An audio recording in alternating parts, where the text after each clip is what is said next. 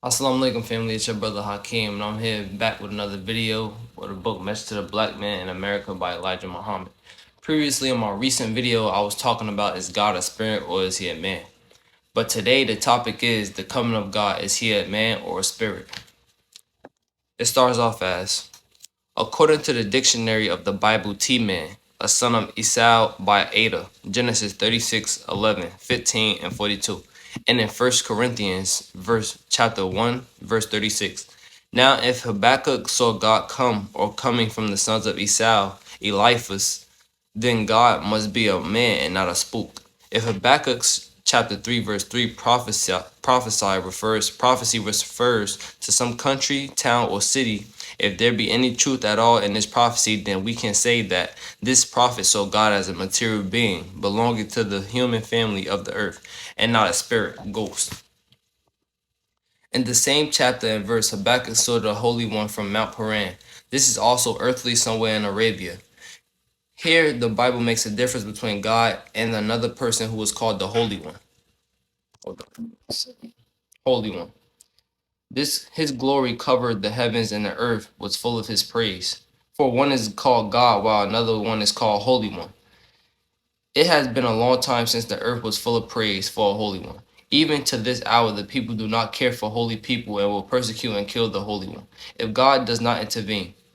In the 4th verse of the above chapter, it says, he had horns coming out of his hands, and there was a hiding of his power.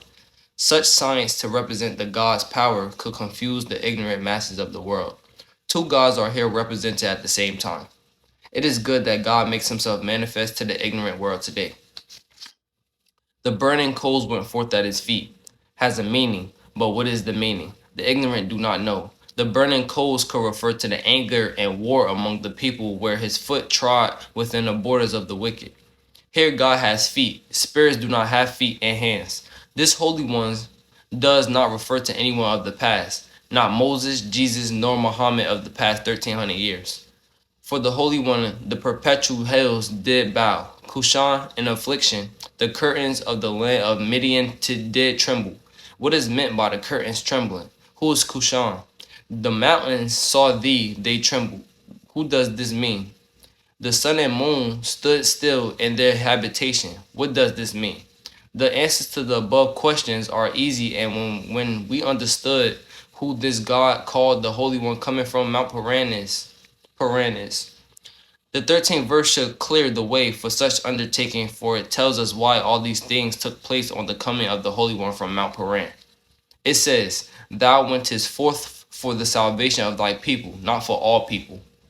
For the salvation with thine anointed his apostle.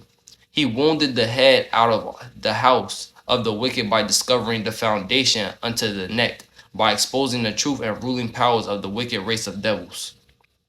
Cushan represents the black nation which is afflicted by the white race. The curtains of the land of Midian could mean the falsehood spread over the people by the white race and their leaders trembling from being exposed by the truth. The mountains represent the great, rich, and powerful political men of the wicked. They also are trembling and being divided and scattered over the earth. The Holy One is God in person and not in spirit. That was the end of this chapter called is the coming of God, is he a man of spirit? The next chapter that we will tune in the next time I read this book will be called The Origin of God as a Spirit and Not a Man. Peace, family. Assalamu alaikum.